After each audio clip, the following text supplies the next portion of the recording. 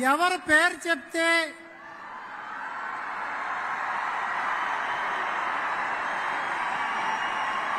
యువతలో vibration start అవుతుందో జనసేన అధ్యక్షులు పవన్ కళ్యాణ్ గారిని మాట్లాడవలసిందిగా ఆహ్వానిస్తోంది.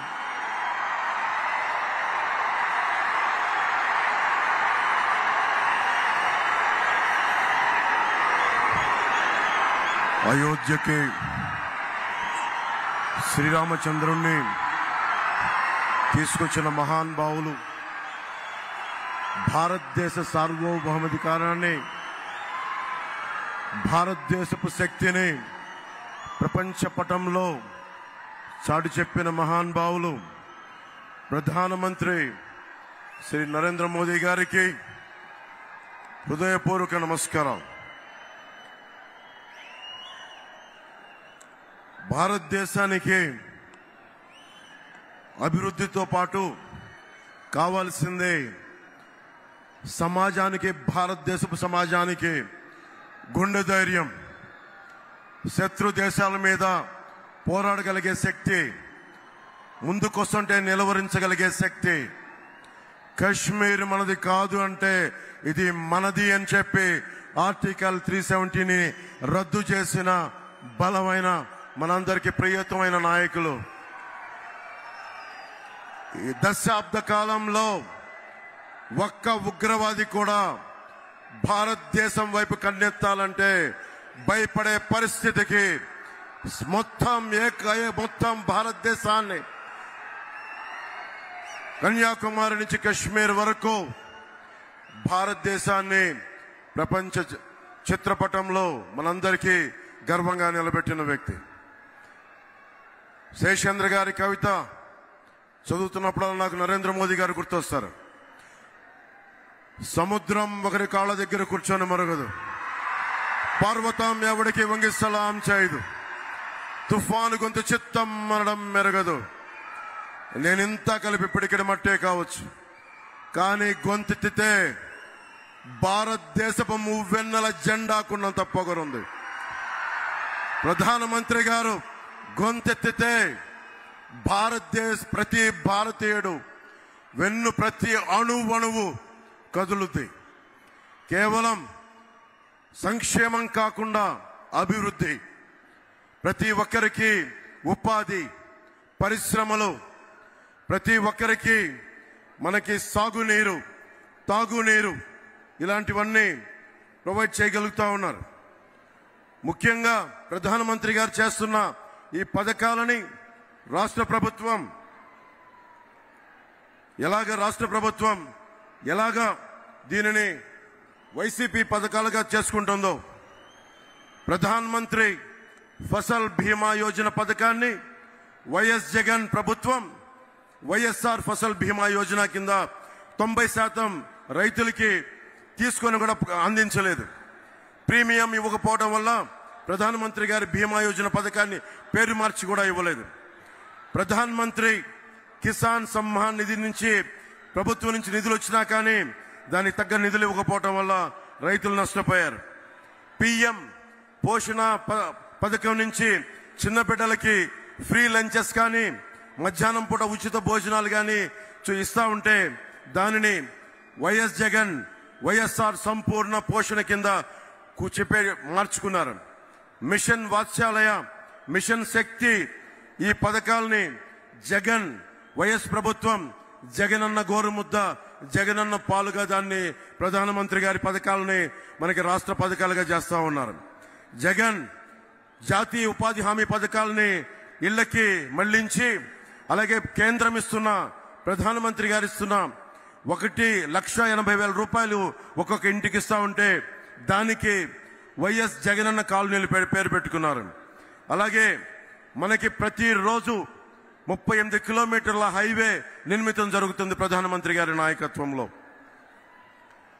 మనకి కావాల్సింది ఈ రోజున, నేను ప్రధానమంత్రి గారిని, కేంద్ర నాయకత్వాన్ని ఒకటే కోరుకున్నాను. మాకు లక్షలాది యువతున్నారు. ఏమన్నా జాతీయ మనకి ఛానల్లో కూడా చెప్పాను, ఆంధ్రప్రదేశ్ భారతదేశ తాలూకు పేట్రియట్ దేశభక్తిని అణువున గుండెలో నింపుకున్న సమాజం ఇది. పింగళి వెంకయ్య గారు మువ్వెన్నెల జెండాని రూపుదిద్దిన రూపశిల్పి పింగళి వెంకయ్య గారు.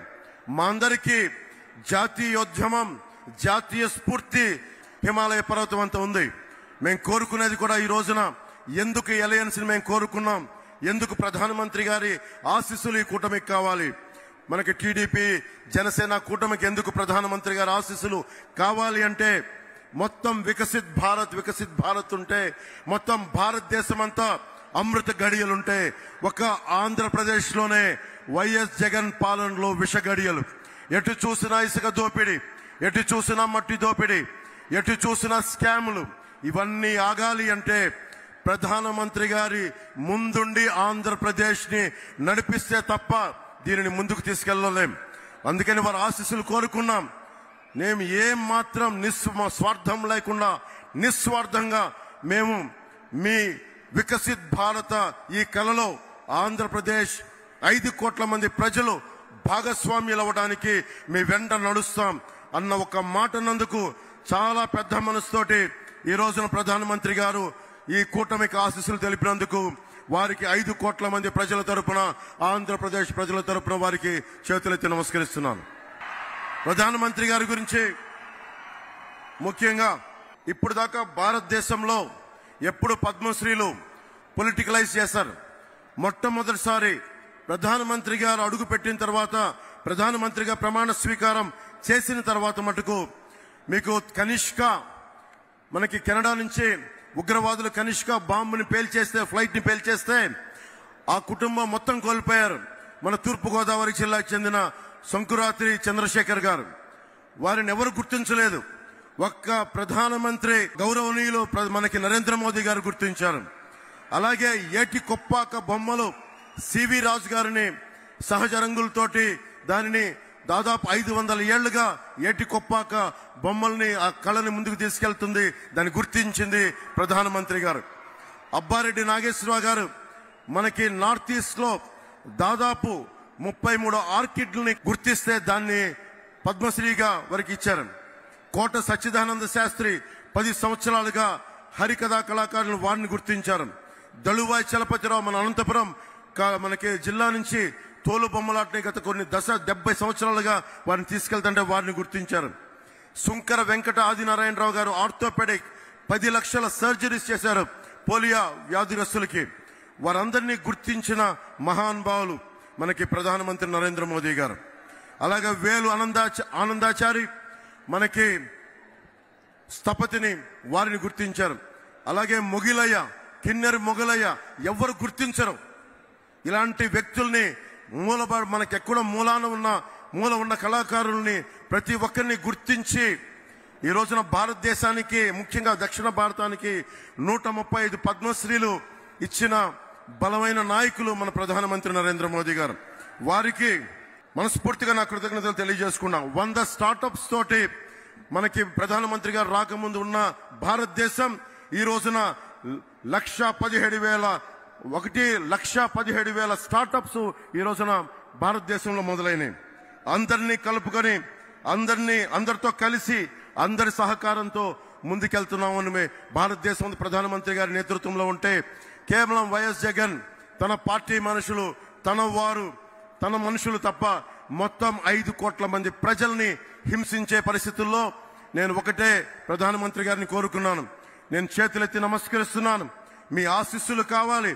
మేము ఈ విష గడియల నుంచి మేము కూడా మీరు కన్న కలలో అమృత గడియల్లో మేము ప్రవేశించాలి, మీరు కలిసి తీసుకెళ్ళండి అని వేడుకున్నందుకు, వారి పెద్ద మనసుతో అంగీకరించినందుకు మనస్ఫూర్తిగా నేను హృదయపూర్వక కృతజ్ఞతలు తెలియజేసుకుంటూ, ప్రధానమంత్రి గారి గొప్పతనం గురించి తెలియచెప్పాల్సిన అవసరం లేదు.